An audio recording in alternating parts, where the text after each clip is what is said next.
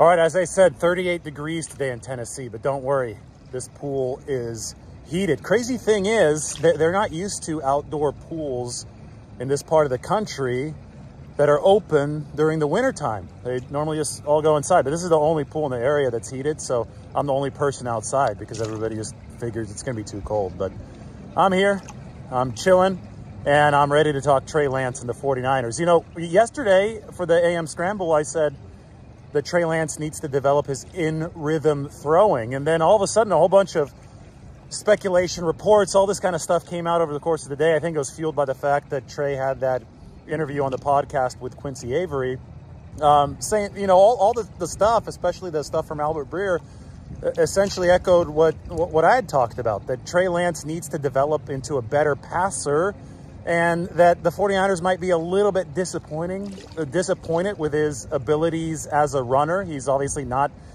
Jalen Hurts. He's not Lamar Jackson.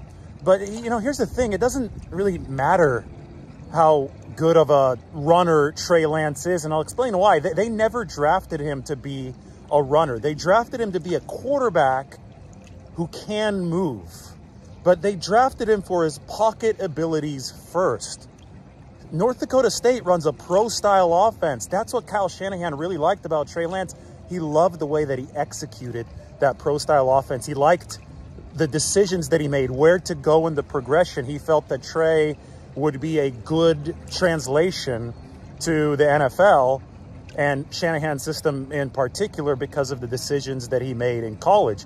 The running ability is bonus. It's icing on the cake.